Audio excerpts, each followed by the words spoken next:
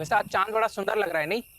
तुम इसी चांद को देखकर खुश होते रहो, क्योंकि तुम्हारा चांद तो आ रहा है अब हमारे पास। क्या मतलब? चिंकी की बात कर रहे हैं पे। सच कह रहे हैं, भूल जाओ चिंकी को, क्योंकि अब वो हमारी गर्लफ्रेंड हो गई है। ऐसे कैसे? कल शाम तक तो हमारे साथ थी। हाँ, पर कल रात को हमको गाल पर पप्पी देकर गई, इसलिए अब वो हमारी है। ये कहाँ हुआ? हमारे सपने में हुआ बे, और कहाँ होगा। देखा, डरा दिया ना तुमको।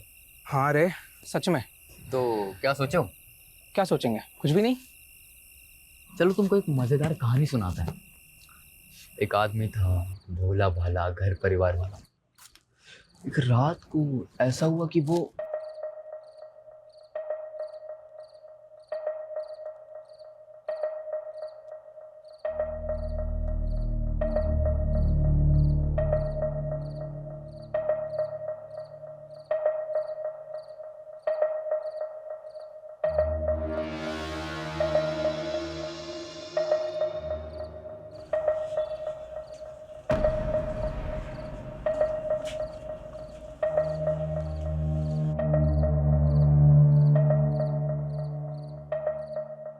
शमीम,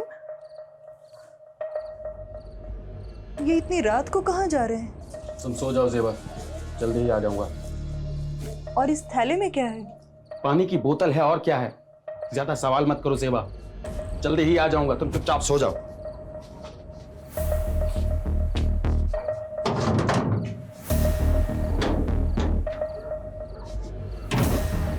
फिर उस आदमी को पता नहीं क्या सूझी कि वो अपनी औकात भूल गया।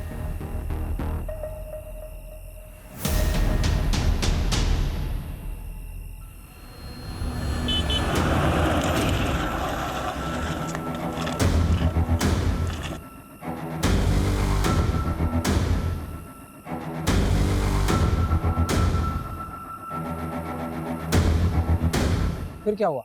फिर वही हुआ जो नहीं होना चाहिए था। क्या मतलब?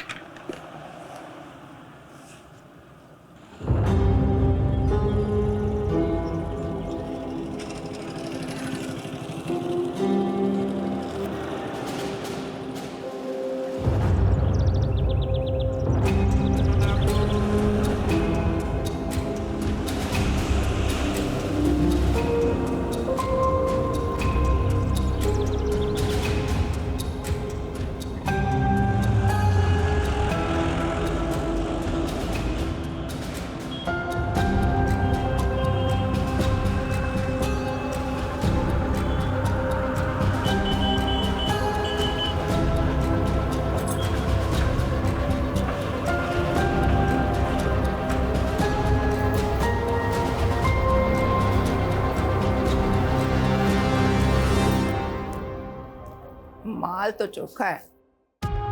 थोड़ी लाली लिपस्टिक करेगी, पटाखा लगेगी। बड़ी भी, मेरे कमीशन का आज ही कुछ हो जाता तो। गुड्डू, जी बड़ी भी। इस कुत्ते का मुंह बंद कर, पैसे ठूस कर।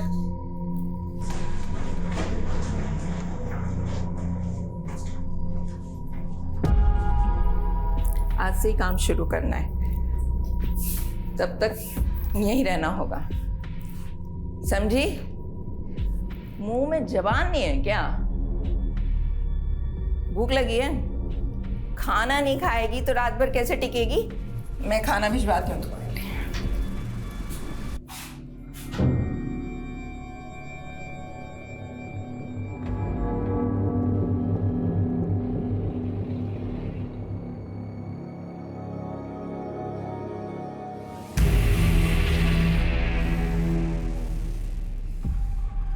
अरे कहाँ है?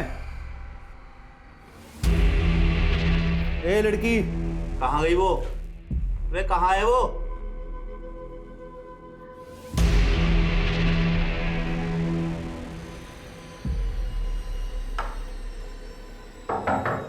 लड़की, ए लड़की,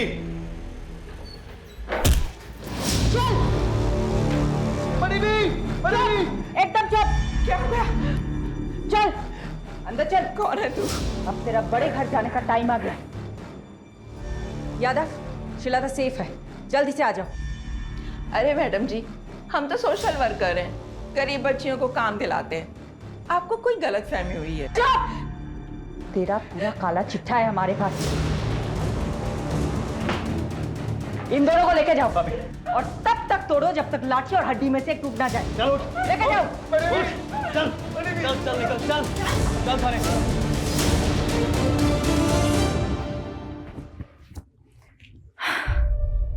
श्वेता बेटा, ठीक हो तुम? कुछ नहीं होगा तुम, ओके? तुम सेफ हो।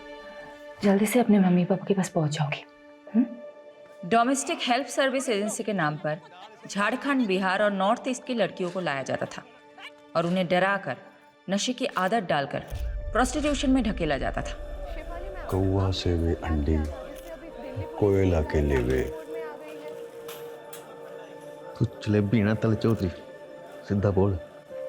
बोलना क्या है सर जी, आप खुद ही समझदार हो। देखिए, मैंने अकेले ने कुछ भी नहीं किया है, ये एक टीम वर्क था। इस ऑपरेशन की सक्सेस के पीछे सबसे बड़ा हाथ सब इंस्पेक्टर अजय यादव का है। उनकी सूझबूझ और उनके खबरी नेटवर्क के सपोर्ट से ही हम इस गिरोह को पकड़ पाए हैं। Sub inspector Ajay Yadav, media को ब्रीफ दीजिए इस ऑपरेशन की। सर, ये ऑपरेशन की शुरुआत कब हुई?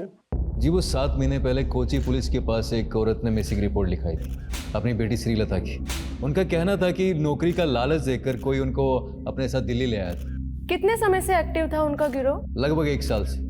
और यहाँ से हमने 18 लड़कियों को रेस्क्यू किया, जिनको सेम मोडस ऑपरेंडी से ट्रैप किया गया था। हमने अभी तक एक ही गिरोह को पकड़ा है। जो भी इस रैकेट के साथ जुड़े हुए हैं, अब उन सबकी बारी है।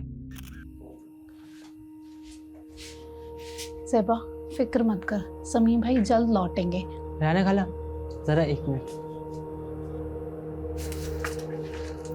हाँ, क्या हुआ रकीब? क्या बोलूँ खाला, अब्बू के जाने से अम्मी का हाल बुरा, ऊपर से पैसों की किल्लत, 2 वक्त का खाना और दूध के भी पैसे नहीं। क्या करूँ, किससे मदद मांगूँ, कुछ समझ में नहीं आ रहा है।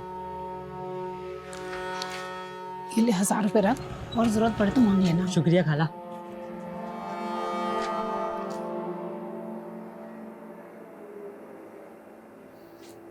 अजीज, शमीम का कुछ पता चला क्या? पुलिस ने कहा है कि वो पता लगाएगी शमीम का। वैसे मुझे नहीं लगता वो लोग कुछ करेंगे।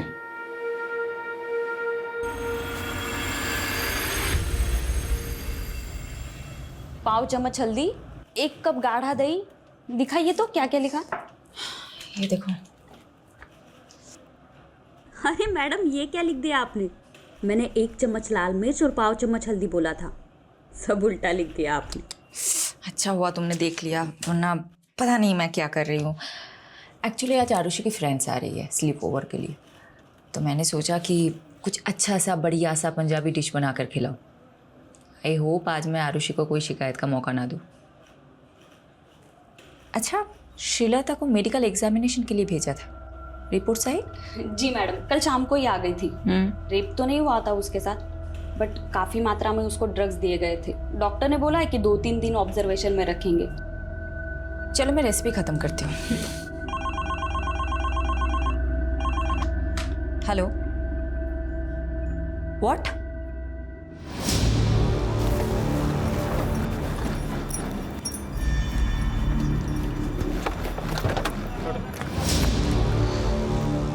Jain ma'am,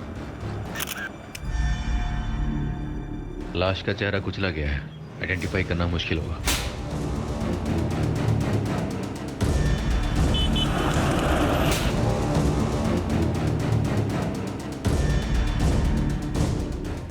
Solanki, mobile, wallet, ID card कुछ मिला? नहीं मैडम जी। सोलंकी, पोस्टमार्टम के लिए गाड़ी को बुलाया कि नहीं? हाँ बोला सर। बोल दिया ना? कब तक आ रहा है? बस 10 मिनट। फिर चेक कर लेंगे। दी, देखो मैंने लाइट ऑन कर दी, कैसा लग रहा है? वेरी गुड रोहन, जब तू बड़ा होगा तेरे फ्रेंड स्लीप ओवर के लिए आएगा ना, मैं अभी चुपचाप लिविंग रूम में चली जाऊंगी। लिविंग मैं तो जाऊँ लिविंग रूम में। एक ही रात की तो बात है रोहन। मैंने इतनी मेहनत की हमारा रूम साफ करने में, मैं नहीं जाऊंगा कहीं भी। ए चैंप, तू एक काम कर, तू ना मेरे रूम में आ जा। ये लोग गर्ल्स नाइट आउट करेंगे तो हम भी बॉयज नाइट आउट करेंगे। मतलब मम्मी आज फिर से डिच करने वाली है। एक और झूठा प्रॉमिस किया मम्मी ने। जाने देना आरू, ये सोच कि तेरी फ्रेंड कितनी लकी है। अगर तेरी मॉम होती तो वो फिर से नई पंजाबी डिश ट्राई करती और हम लोगों को खिलाती और हमें भी छोटी मोटी तारीफ करनी पड़ती। अभी एक काम करते, तुम लोगों का रूम फिर से सेट करते। ओके, चलो चलो चलो चलो। क्राइम सीन के पास और कुछ नहीं मिला, मर्डर वेपन भी नहीं। मैडम, पोस्टमार्टम रिपोर्ट आ गई। तो विक्टिम की उम्र 45 से 50 के बीच में, और हाँ, उसका खतना भी हुआ था। मतलब मुस्लिम था। और बॉडी पे 10 से ज्यादा घाव थे। और घाव को देख के ऐसा लगता है जैसे तेजदार शूबे से किए गए। मर्डर कब हुआ होगा?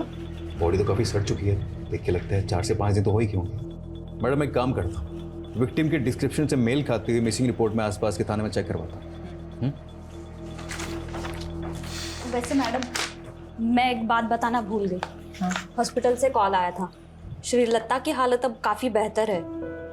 1-2 दिन में डिस्चार्ज मिल जाएगा और परसों की ट्रेन है उसकी। पारुल, एक काम करना, कल तुम श्रीलता से मिलना। और ये लो, इस पैसों से उसे एक मोबाइल खरीद देना। और परसों तुम खुद जाना उसे स्टेशन छोड़ने। ओके? शेल्टर होम की केयरटेकर जाने वाली मैडम। फिर भी जाना है तुम्हें। यादव सर ना सही कहते हैं, आप हर केस को काफी पर्सनली क्यों ले लेते हो? जब तुम खुद माँ बनोगी तब समझ जाओगी। किस्मत साथ दे रही है हमारा इस केस में। ओके, विक्टिम की डिस्क्रिप्शन से मेल खाती हुई मिसिंग रिपोर्ट हमें मिल गई। डिटेल्स बताना। डिटेल्स मैम, 6 दिन पहले नॉर्थ दिल्ली के निर्मल नगर थाने में शमीम खान नाम के एक आदमी की मिसिंग रिपोर्ट लिखाई गई थी। उम्र 45 साल, बीवी और बच्चे के साथ रहता था। बीवी और बच्चे का नाम क्या है? बीवी का नाम ज़ेबा है और बच्चे का नाम रकीब।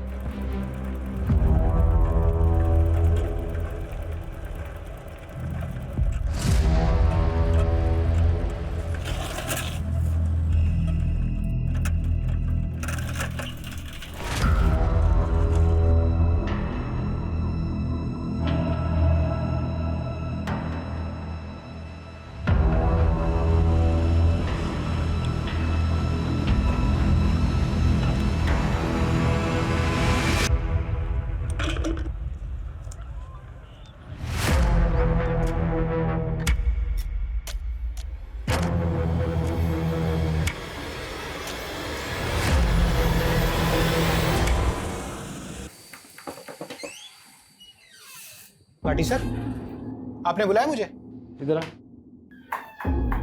ये देख जरा। क्या हुआ सर? धोखा है मेरे साथ, धोखा। नहीं सर, मैं तो रोज 9 घंटे की पाली खत्म करके ही निकलता हूँ। तो झूठ बोलता है। नहीं सर। ऊपर से काम चोरी करता है। अब ध्यान रख ले, अगले 1 महीने तक तूने ओवर टाइम करके मेरा हिसाब पूरा करना है। अगर कुछ गड़बड़ हुई तो याद रख, तेरा वही हाल होगा जो शमीम का हुआ था। समझा?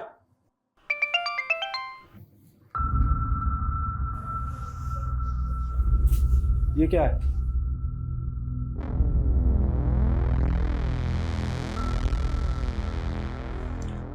पहले शमीम कहीं चले गए और अब रकीब का भी पता नहीं। कुछ पता चला रकीब का? नहीं, लेकिन मैंने रकीब के कुछ दोस्तों से बात की। रकीब ने किसी को 1000 रुपए दे के बंदूक खरीदी है। रकीब बंदूक क्यों खरीदेगा? रकीब! रकीब! क्या हुआ बेटा? क्या हुआ? क्या हुआ रकीब? इसको खड़ा करो। क्या हुआ बेटा? रकीब, ये घाव कैसे? और बंदूक क्यों खरीदी तूने? कुछ गलत किया है तूने? बोल बेटा, बोल। कहीं इन सब का ताल्लुक शमीम भाई के गायब होने से तो नहीं है?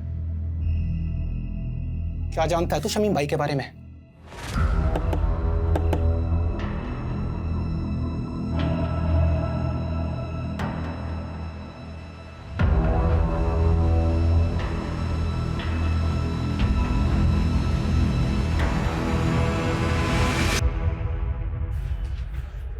खोलो।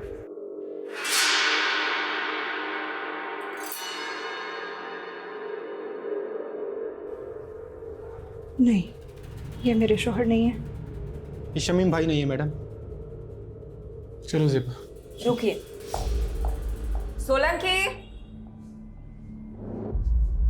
लाश पे ये कपड़े थे।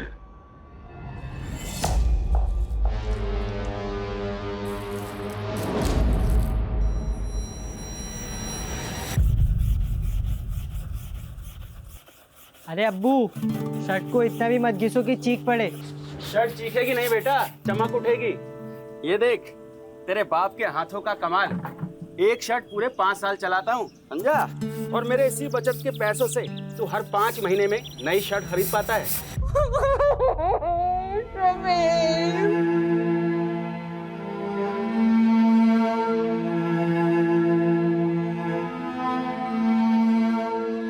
देखिए, मैं जानती हूँ ये सही समय नहीं है बात करने का, लेकिन शमीम की हत्या हुई थी और हत्या को 6 दिन हो चुके हैं।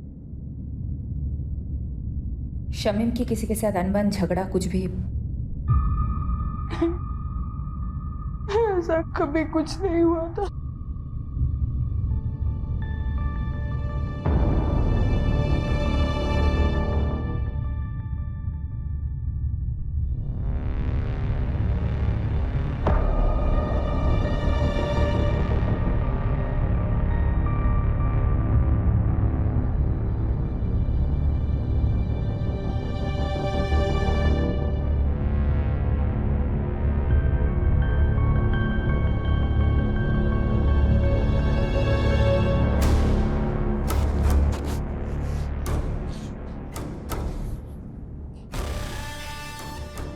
साहब वो बड़े साहब से मिलना था।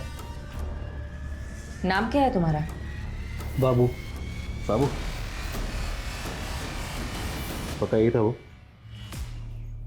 कितनी बार बताया साहब, 100% यही था। 2 आदमियों ने इसे पीछे से पकड़ रखा था और एक आदमी इसको चाकू मार रहा था।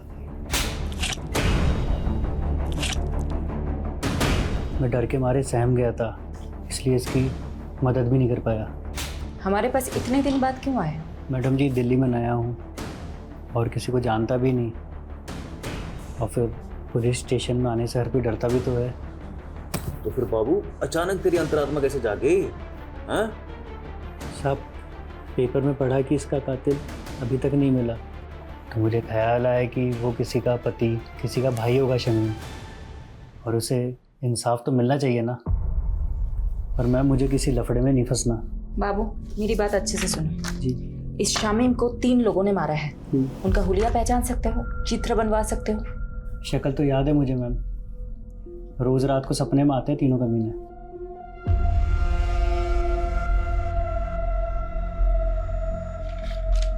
हाँ साहब, वो बहू यही तीनों थे। दीजिए।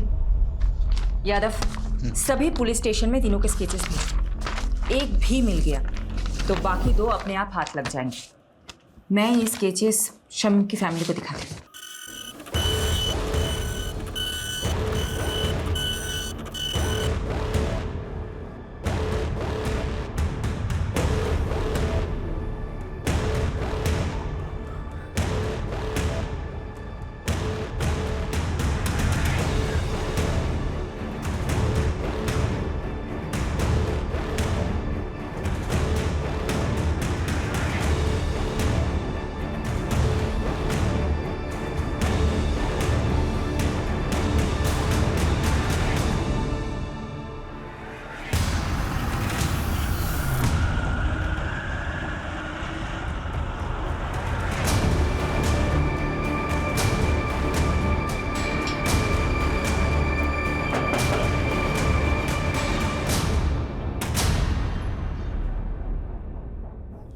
ज़ेबा, तुमने हमें बताया था कि शमीम की किसी के साथ दुश्मनी नहीं है, लेकिन हमें एक आई विटनेस मिला है जिसने 3 लोगों को शमीम को मारते हुए देखा था।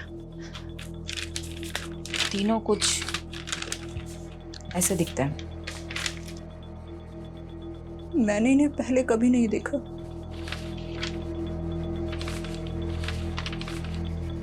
जिस रात शमीम गए थे तभी मुझे अजीब लग रहा था। मैंने उनसे पूछा भी था, ये इतनी रात को कहाँ जा रहे हैं? ज्यादा सवाल मत करो ज़ेबा, जल्दी ही आ जाऊंगा, तुम चुपचाप सो जाओ।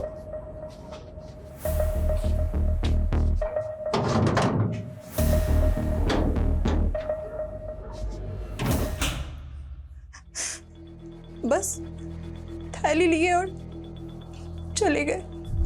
मैडम ये बात मिसिंग रिपोर्ट में नहीं थी और ना ही कोई ऐसा बैग मिला क्राइम सीन पे। क्या था उस थैली में?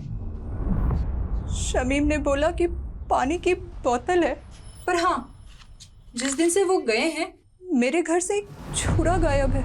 ज़ेबा तुम्हें कुछ भी याद है हमें बताना, ओके? जी। राकीब तुम हमें कुछ बताना चाहते हो? ये चोटें कैसे लगी है तुम्हें? वो कल रात मेरे दोस्त करीम से लड़ाई हो गई मेरी। शमीम घर से छुरा लेके निकला था, कहीं ऐसा तो नहीं शिकारी खुद ही किसी का शिकार हो गया? हो सकता है मैडम। वैसे राकीब का घाव देखकर मुझे तो लगा कि वो जरूर कुछ ना कुछ जानता होगा। सख्ती से पूछे क्या? नहीं नहीं, माइनर है, कोई और तरीका आजमाना होगा। यादव कहाँ है? बोल तो रहे थे कि यही आएंगे, पूछती हूँ। काट दिया, कोई और एंगल टटोल रहा होगा। ये तो करता है वो। ये क्या है? शमीन खान आपकी फैक्ट्री का वर्कर था। इन तीनों में से किसी एक ने उसको मारा हो सकता है। तो इन तीनों में से आपकी फैक्ट्री का कोई था, आप जानते होंगे? 150 वर्कर है मेरी फैक्ट्री में। सबकी शक्ल ना मुझे याद रहती है ना मुझे याद रखनी है। कहीं ऐसा तो नहीं आपने इन तीनों लोगों को शमीम खान को मारने की सुपारी दी थी? मैंने तो ऐसा भी सुना है कि आप अपने फैक्ट्रीज के वर्कर्स को मारते भी हैं। ए इंस्पेक्टर, ज्यादा मत उड़, तू जानता नहीं मैं कौन हूँ। पुलिस वाले को तो हो सकता है। बहुत आकड़ है ना तेरे में, आज सब निकालता हूं। चल चल।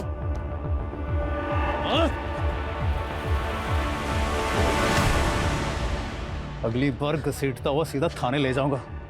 दोबारा पुलिस के सामने इज्जत से पेश आना। चल।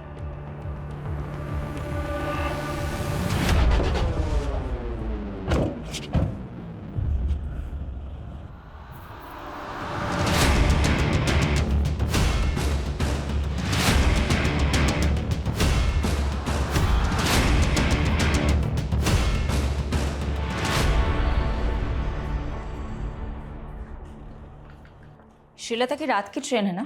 जी मैडम, कल रात तक अपने गांव पहुंच जाएगी। यादव सर का फोन है।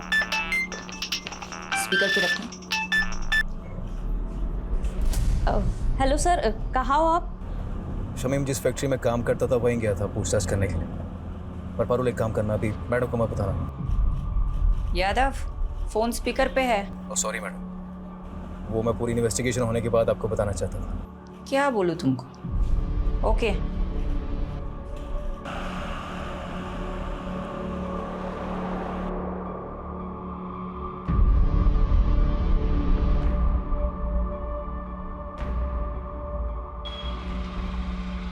तो देखा क्या? हाँ सर, देखा देखा सा तो लग रहा है।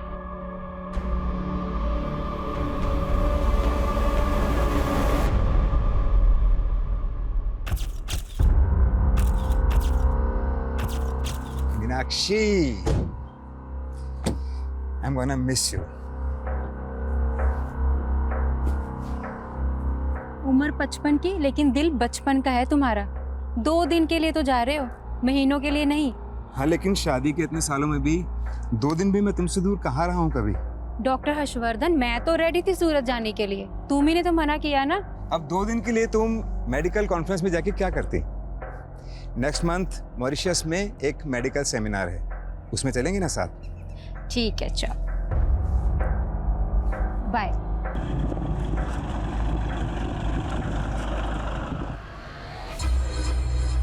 दीपक जरा अपना फोन देना।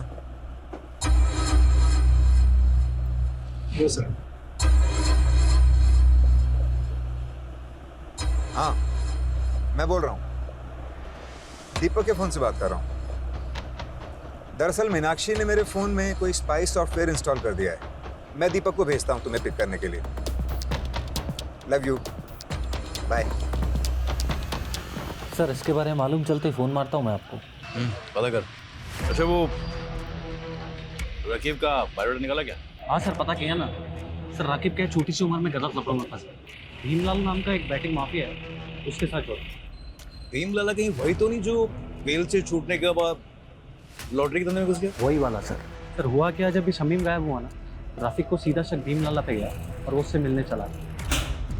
ए, क्या कर रहा है ये? पागल हो गया?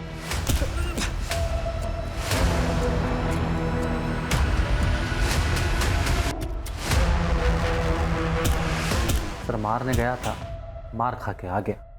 सब मेरी गलती, मेरी वजह से अब्बू की जान गई। मुझे ऑनलाइन गेम की लत लग गई थी जिसमें आप बहुत सारे पैसे कमा सकते हो। भीमलाला अपना मोबाइल और पैसे देता था मुझे गेम खेलने के लिए। ज़्यादा पैसे कमाने की लालच में 2 लाख रुपए कर्ज हो गए मुझ पर। भीमलाला पैसों की वसूली के लिए हमारे पीछे पड़ गया था। उस दौरान अब्बू अजीज अंकल के साथ बिजनेस शुरू करने का प्लान बना रहे थे। अजीज अंकल के दिए हुए 60,000 रुपये मैंने चुरा लिए और भीमलाला को दे दिए। बस बाकी के 1,40,000 कब देगा? वही ब्याज के साथ? दे दूंगा, जल्दी दे दूंगा। लेकिन अब्बू को पता चल गया कि वो पैसे मैंने लिए। बता क्या क्या तूने पैसे?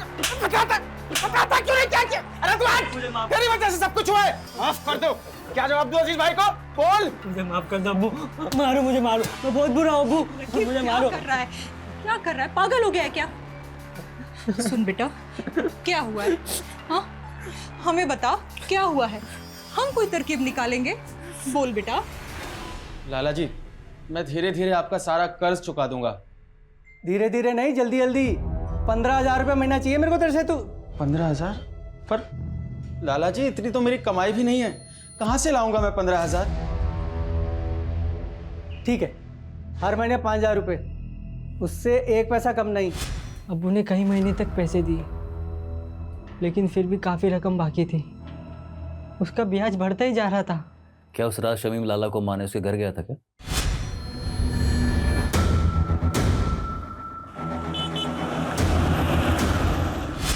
ताकि उसका कर्ज ना चुकाना पड़े? लगता तो ऐसे ही है मुझे, इसलिए मैं लाला से अब्बू की मौत का बदला लेना चाहता था। यादव, यादव, बस करो। कितना मारोगे? मर जाएगा ये। देखो लाला, ये बहुत जिद्दी है, इसलिए तुम्हारे लिए यही अच्छा होगा कि तुम सब सच बता दो, नहीं तो ये तुम्हें मारता ही रहेगा। मैंने नहीं मारा शमीम को। आप खुद ही सोचो, सोने का अंडा देने वाली मुर्गी थी वो, मैं उसे क्यों मारूंगा भला? क्योंकि शमीम तुम्हें मारने आया था, इसलिए तुमने अपने उन 3 साथियों के जरिए उसे मरवा दिया। मैडम, ये देखो। मैं इन तीनों को नहीं जानता। लगता है जैसे इसे मारने का शौक है, तुम्हें मार खाने का शौक है। ठीक है, करते रहो अपने अपने शौक पूरे। चलो चालू हो जाओ।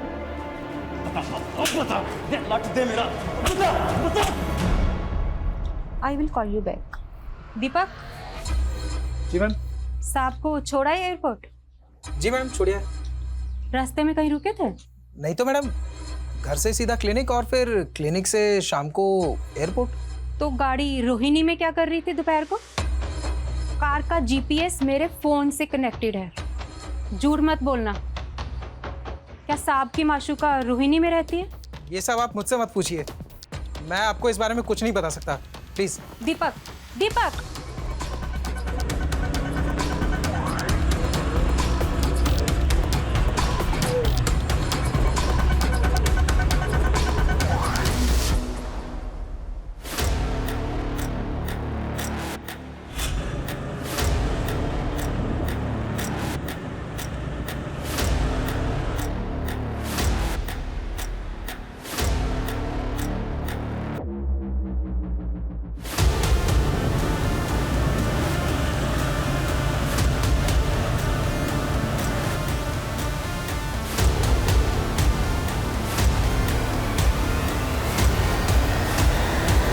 मैडम जी, गंगा मैया की कसम खा के कहते हैं, हमने किसी शमीम को नहीं मारा। झूठ मत बोल। हमारे पास चश्मदीद गवाह है जिसने तुझे शमीम का मर्डर करते हुए देखा है, और तेरे साथ ये दोनों थे। कौन है ये दोनों? मैं नहीं जानता मैडम। और जब हमने खून ही नहीं किया है तो देखा किसने? सपने में। गुनाह कबूल करने में जितना टाइम लगाएगा ना, तेरे लिए मुश्किल उतनी ही बढ़ती जाएगी। मैडम जी, हम रिक्शा चलाकर गुजारा करते हैं और हमने आज तक कोई गलत काम नहीं किया है, और आप तो हम पे सीधा मर्डर का आरोप लगा रहे हैं। मैडम,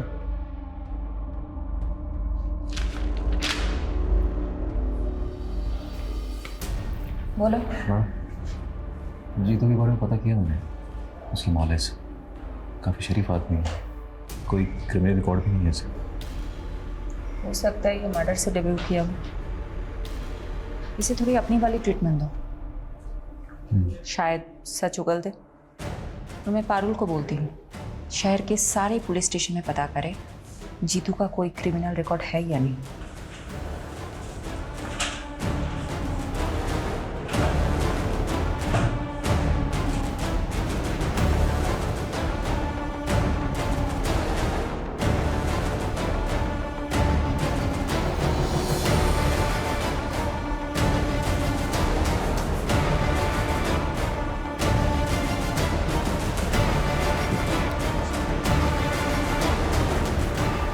सर, यही है वो विभूति प्रसाद।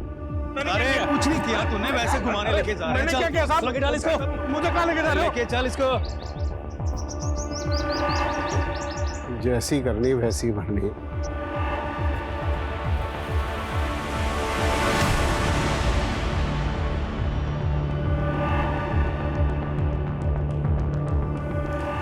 मैम यही है वो आदमी जिसने उसको चाकू मारा था। और मैम इस वाले आदमी ने उसको पीछे से पकड़ा हुआ था। मैम वो तीसरा आदमी मिला क्या? वो भी मिल जाएगा। मैम मेरा कहीं नाम तो नहीं आएगा ना? फिक्र मत करो, तुम जा सकते हो बाबू। जी मैम। मैडम, विभूति प्रसाद एक नंबर का बदमाश आदमी है। कुछ महीनों पहले ये थाने में अपनी मिसिंग बाइक की कंप्लेंट करने आया था। सब रोकिए साहब, यही करो शुरू।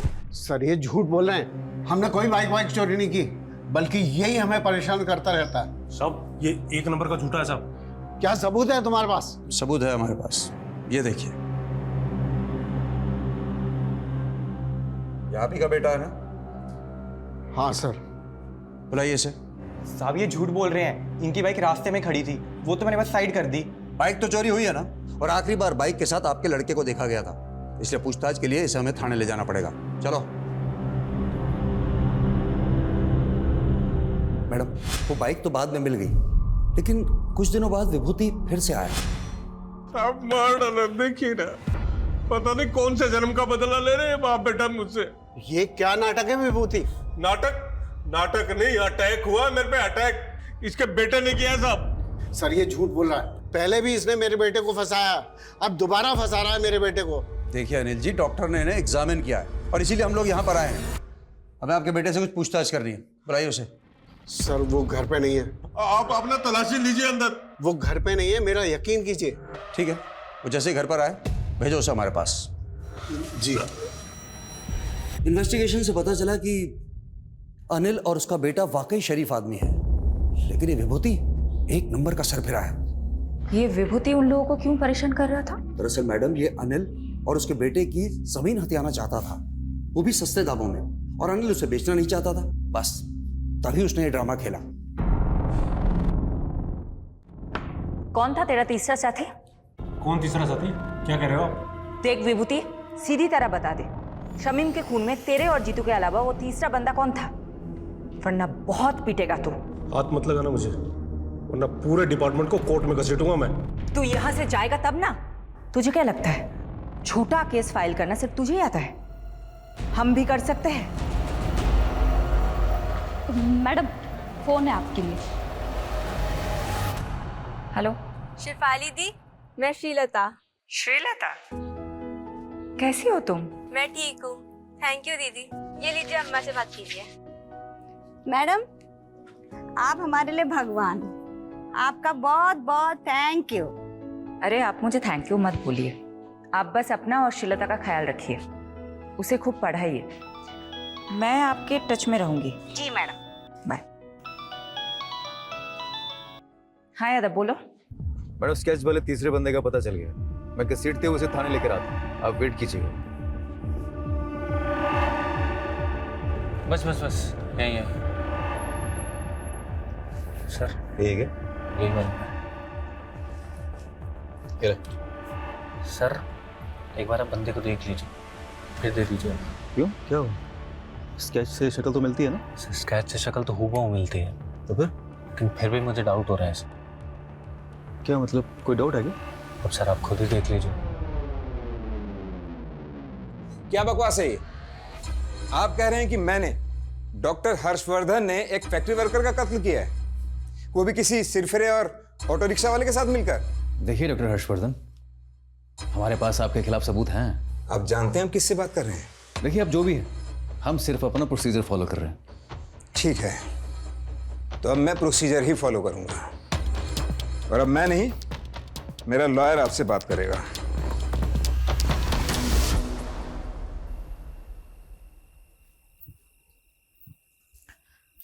ये लो। हाँ हाँ, सब हंस रहे हैं मुझ पर, तुम भी हंस लो। सॉरी शिफाली, लेकिन ये तुम्हारा यादव है ना, जोश में होश को बैठता है। गलती सबसे होती है, इट्स ओके। ये गलती नहीं, ब्लंडर था। सीमोन किसी आई विटनेस ने बोल दिया और तुम लोग शहर के नामी डॉक्टर हर्षवर्धन को अरेस्ट करने के लिए निकल पड़े। क्या फायदा हुआ? 5 मिनट में उसका वकील उसकी बेल करा के चला गया। तुम वकील लोग ना कभी पुलिस की प्रॉब्लम नहीं समझोगे। तुम लोगों को मजा आता है कानून के लूप होल्स को निकाल के मुजरिम को बचाने में। तो अब तुमने ये डिसाइड कर लिया कि डॉक्टर हर्षवर्धन मुजरिम है? नहीं नहीं, मैं एक जेनरिक बात कर रही थी। देखो, डॉक्टर हर्षवर्धन को हमने पूछताछ के लिए बुलाया, उसका एक बेस था, एक आई विटनेस है जिसने सस्पेक्ट का स्केच बनवाया है। वो हुलिया बिल्कुल मैच करता है डॉक्टर हर्षवर्धन से। इस ब्लाइंड केस में ये एक ही तो स्ट्रॉन्ग पॉइंट है हमारे पास। एक सेकंड, अब मुझे समझ में आ रहा है, अब मुझे एक्चुअल में समझ में आ रहा है क्यों हम गोल गोल घूम रहे थे इस केस में। Thank you for your help. Sorry madam, मेरी वजह से आपको कमिश्नर सर से बात सुननी पड़ी। यादव, ये सब कुछ छोड़ो। पारुल, मुझे इतना बताओ, विभूति प्रसाद, ऑटो ड्राइवर जीतू और डॉक्टर हर्षवर्धन, इन तीनों के कॉल रिकॉर्ड्स चेक किए? जी मैडम, शक करने वाली कोई बात नहीं मिली। इन तीनों के बीच में कोई कम्युनिकेशन? पिछले 1 साल के कॉल रिकॉर्ड्स में तो इन लोगों की आपस में कोई बात नहीं, और ना ही इन तीनों में से किसी का फोन लोकेशन क्राइम सीन के पास मिला। नाउ थिंक, तीनों अलग अलग एरिया के लोग हैं। इन तीनों का आपस में या शमीम के साथ दूर दूर तक कोई कनेक्शन नहीं मिला। इन तीनों को शमीम से जोड़ने वाला एक ही इंसान है, बाबू। और एक खास बात, ये आई विटनेस बाबू खुद चलकर हमारे पास आया था, राइट?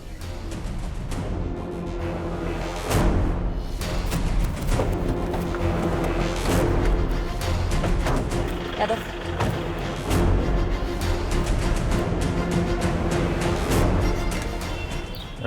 आसपास पता करो बाबू कहाँ है।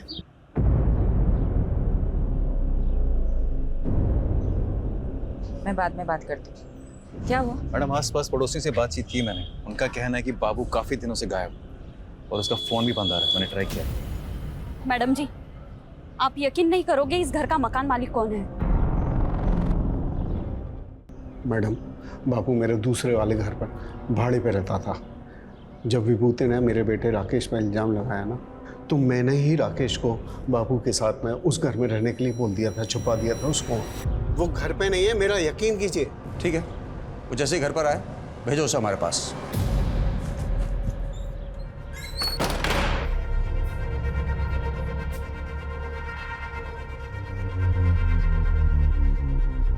राकेश, तुम जहाँ हो वहीं रहना, तुम अभी घर मत आना।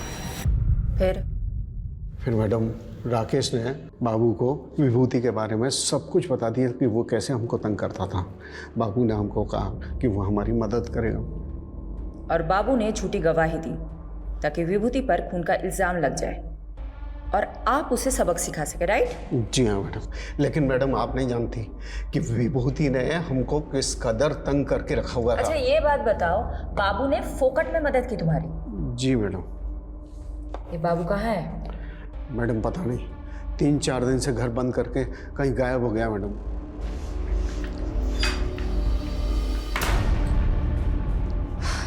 मैडम बाबू के खिलाफ लुकआउट नोटिस जारी कर दिया है। एक बात मेरी समझ में नहीं आ रही, ये बाबू अनिल की मदद करने के लिए मर्डर केस में झूठा बयान देने जितना बड़ा रिस्क क्यों लेगा? मैडम हो सकता है बाबू शमीम के मर्डर में इन्वॉल्व हो और खुद गवाही देकर अपने शक की पॉसिबिलिटी खत्म करना चाहता हो। पॉसिबिलिटी है। तो बाबू और शमीम का क्या कनेक्शन है? ढूंढते हैं, कुछ तो निकलेगा। मैडम जी, बाबू के पुराने रिकॉर्ड्स चेक कर रही थी। आज से ठीक 5 महीने पहले तक वो फरीदपुर सिकंदराबाद में रहता था। शायद वहां से कुछ इन्फॉर्मेशन मिले।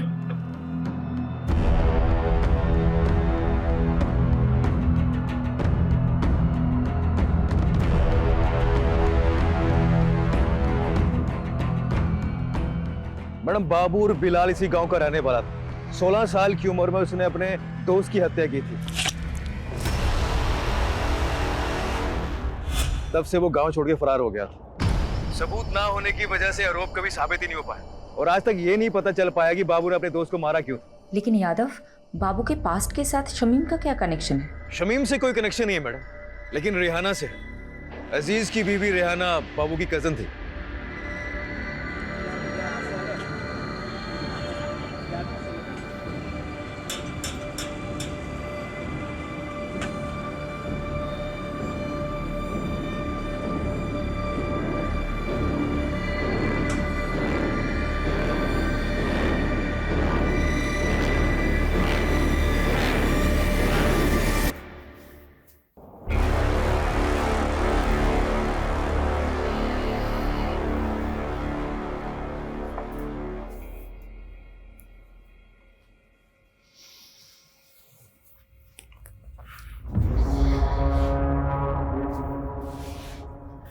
बस ज़ेबा, कब तक ऐसे चलेगा?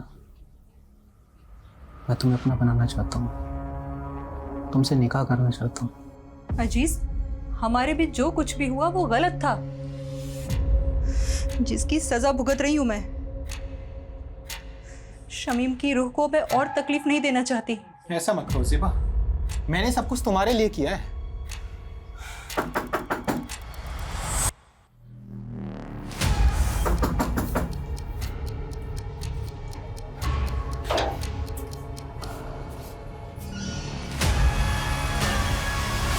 अजीज चल, अब आगे की खातिरदारी तेरी जेल में करते।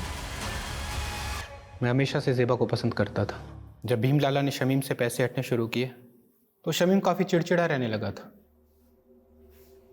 वो बात बात पर गुस्सा करता था। मुझे उसकी फिक्र होने लगी तो मैंने एक रोज़ ज़ेबा से बात करने का सोचा। अजीज, मेरी मुश्किलें तो ख़त्म होने का नाम ही नहीं ले रही हैं। रकीब की नादानी ने सब बर्बाद कर दिया। शमीम दिन रात काम करते हैं।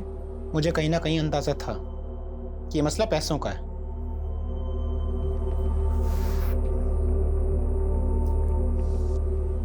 ये रखो, रखो इसको। और हाँ, ना ये कर्ज है ना एहसान। हम धीरे धीरे नजदीक आ रहे थे। ज़ेबा भी मुझे पसंद करने लगी थी। लेकिन एक दिन शमीम को सब पता चल गया। ज़ेबा, ज़ेबा, दरवाजा खोल, दरवाजा खोल ज़ेबा। अजीज, शमीम, मुझे माफ कर दीजिए, मैं आपके हाथ जोड़ती हूँ। गलती हो गई शमीम, माफ कर दीजिए, हमसे बहुत बड़ी गलती हो गई, माफ कर दीजिए शमीम। उस दिन के बाद से सब खत्म हो गया था। ज़ेबा ने मुझसे मिलना छोड़ दिया था, लेकिन मेरे जहन में दिन रात सोते जागते सिर्फ ज़ेबा का ही ख्याल था। तो ज़ेबा को पाने के लिए शमीम को रास्ते से हटाने का प्लान बनाया तुमने? हाँ, बाबू मेरी बीवी रेहाना के गांव का रहने वाला था। गांव में उस पर एक हाफ मर्डर का केस भी चल रहा था। मैंने उससे मदद मांगी। वो 2 लाख रुपए के बदले शमीम का काम तमाम करने को तैयार हो गया। रेहाना जानती थी इसके बारे में? नहीं, सारा प्लान मेरा और बाबू का था। प्लान के मुताबिक मैं एक दिन शमीम से मिलने गया।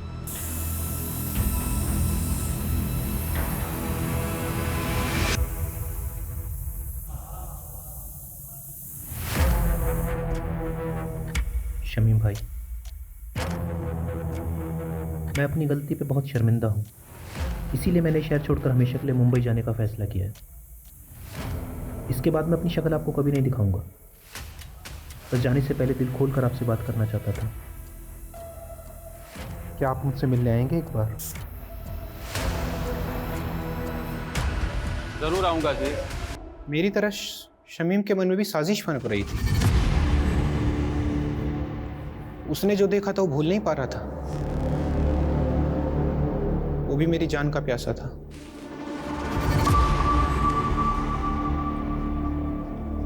अरे शमीम भाई, बहुत बहुत शुक्रिया आप आए, सच बहुत खुशी हुई। पर अब अफसोस होगा कमीने। तेरे को छोड़ूंगा नहीं। तूने मेरे साथ गद्दारी की। माफ करना शमीम भाई, लेकिन ज़ेबा सिर्फ मेरी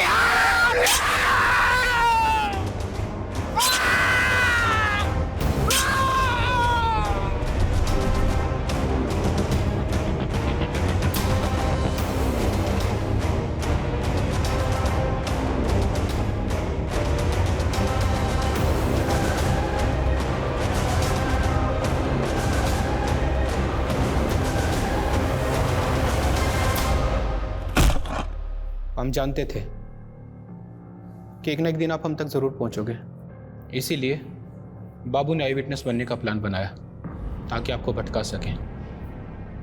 बाबू ने विभूति प्रसाद, जीतू और डॉक्टर हर्षवर्धन का नाम क्यों लिया था? ऐसा कुछ सोचा नहीं था। बाबू के दिमाग में जो हुलिया आया वो बयां करता चला गया। इरादा सिर्फ आपको भटकाने का था।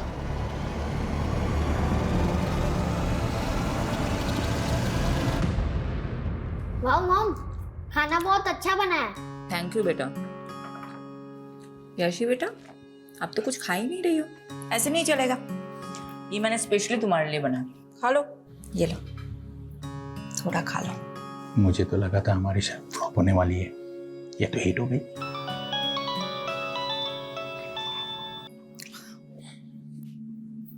हाँ यादव, बोलो। मैडम, बाबू पकड़ा गया, माऊ में जाकर छिपा था। उसने बताया जीतू और डॉक्टर हर्षवर्धन का नाम क्यों लिया था? बदला लेने के लिए। बड़ी अजीब कहानी है मैडम। बाबू जब पहली बार शहर आया था तो उसने जीतू का रिक्शा लिया था और सिर्फ 15 रुपए के लिए दोनों में बहस हो गई। क्या 15 रुपए के लिए बाबू ने जीतू को मर्डर केस में फंसाया? जी मैडम, और डॉक्टर हर्षवर्धन के क्लिनिक में बाबू ने उसकी नर्स को छेड़ दिया था, जिसलिए डॉक्टर हर्षवर्धन ने उसको बहुत जलील किया था सबके सामने।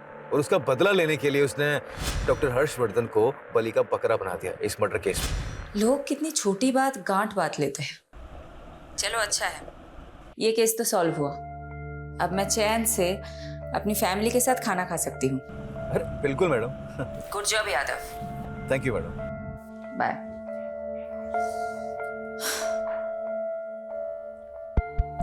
अच्छा सुनो, तुम सब कौन सी मूवी देखोगे, एक्शन या कॉमेडी? Action movie. चलो चलो, खाना खत्म करते हैं। आ जाओ।